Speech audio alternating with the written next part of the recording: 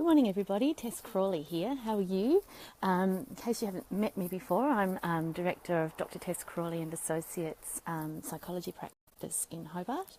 And today is apparently National Dog Day, so I thought it was a perfect opportunity to introduce you to Miles, our therapy dog.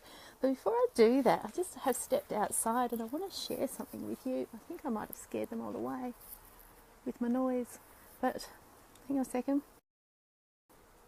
We've got some beautiful blossoms in our front yard, and I don't know if you can hear, but there are some...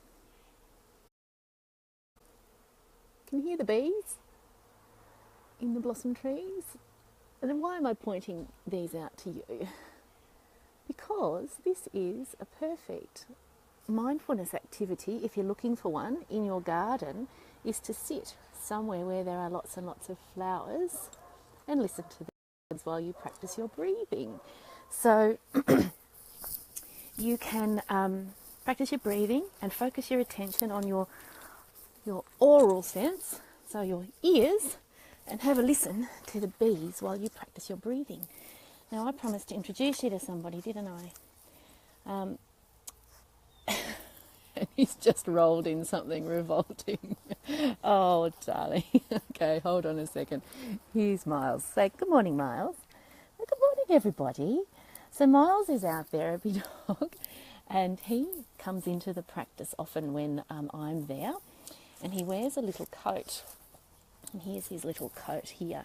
Oh, that's going to be backwards, isn't it? Hold on a second so you can read it. So here's his little coat. So he's got his special little work coat, and you can see he's excited because he loves his little coat, because that's what he wears when he goes to work. And he only wears it at work, so he knows that when I bring the coat out, it's exciting because he gets to come with me in the car and go into the office and meet everybody. So Miles... Sorry. Oh dear, don't you just love live video? So Miles loves to... Hang on, I'll give you a little brush. How's that? There you go.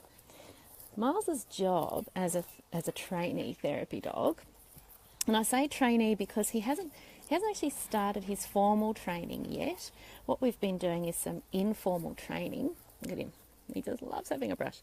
We've been doing some informal training with him, bringing him into the practice on a regular basis so that he can be familiar with what goes on in the office, be familiar with lots of different people, there you go, coming into the office on a regular basis, and being quite comfortable with the process of the practice. So at the moment, he comes in and he sees his main job as greeting you at the door and making you feel comfortable in the practice. So he will escort you to your seat, and if you're at all inclined, and sometimes even if you're not, he will put his paw on your knee, and that's his way of asking your permission to come and join you on the couch. So he really loves to sit with you and let you give him a good old pat. So do feel free, if you're in the practice and you see Miles, you are more than welcome to give him a pat. You can let him curl up on your knee if that's what you would like to do.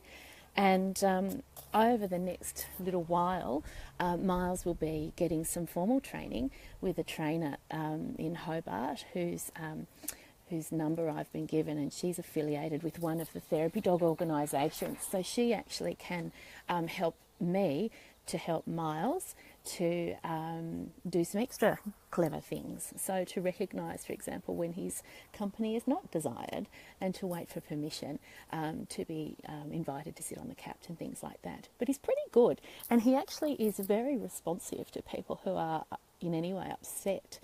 He tends to notice that, and is very tuned in to that. And I would say that what I've noticed the most about having a dog in the practice is lots of laughter. We're seeing lots more people just being much more comfortable in the waiting room, people being quite happy and laughing and smiling. I've had almost all of my clients loving having him in the room with me, and those who don't love it, I just make sure that Miles is out of the way and he sits next to me in those sessions. But there's only been a couple who haven't felt that they really want him on the couch with them, which is fine. Of course you can say no. He's chasing a fly. But when he's at home with me, he's just a normal dog. So he plays in the garden, he curls up with the kids on the couch, he makes a mess of his dinner, the usual things that dogs do. But when he's in the practice, he's very restrained. His first couple of weeks he was pretty excited, but the more recent weeks he's been really quite settled. And like I said, Miles sees his job as the practice trainee therapy dog to, I guess, be a meet and greet person. He's like our chief happiness officer, if you like. Miles, here he comes. Come and say hello. So he will sit quite calmly in the office, and he will be more than happy for you to chat with him and pat him and give him lots of cuddles. He will, he sometimes will follow the other clinicians in the office into their consulting rooms. He's very happy to follow people where they go when they go into consulting rooms, especially if he's been on your knee, getting a nice pat on the couch. But at the moment, once that consulting room door closes, he tends to get a little bit fretful for me, I suppose, and wants to come out. And that's okay. Well, the other clinicians are really happy to just sort of open the door and let him back out again. And then he finds me and comes and sits with me. I don't know what he's rolled in. It's rather horrible. What we're also seeing, of course, is that the kids who come into the practice absolutely love him. And for us, as a practice that does a lot of work with children and adolescents, as well as grown-ups, we're seeing that it's making visiting our practice a little less daunting for our younger clients. And they really love to spend some time with Miles and to pat him in the waiting room. And of course, not all the children who come to our practice are actually clients of ours. Some of them are coming along with their mum or their dad who might be having a session with us. And usually then the kids will do something in the kids' corner of the waiting room while they're waiting for mum and dad. So they've actually really loved having Miles available for a cuddle while they're waiting for mum and dad. But certainly those child clients that we do see have found it really quite lovely to be able to visit Miles, and it's actually helped, I think, for a lot of those kids who struggle to open up to feel a bit safer in that therapeutic setting. So we are really loving having Miles with us, and so on this National Dog Day, I thought I would introduce him to you. Miles, come here. Miles. There we go.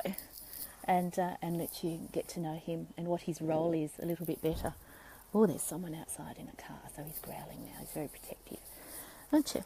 Yeah? Oh, thanks. I didn't need that. Oh, no, I didn't need that either. Anyway, you have a great Saturday. Enjoy whatever it is that you're doing, and if you get the opportunity to sit outside and smell the roses today or listen to the bees as I was before, by all means do that. Have a great weekend. I'll see you again tomorrow, of course, and all the best with a lovely Saturday for you and your loved ones. If you're really enjoying these videos, don't forget to like them or send me a question or a comment in the comments section.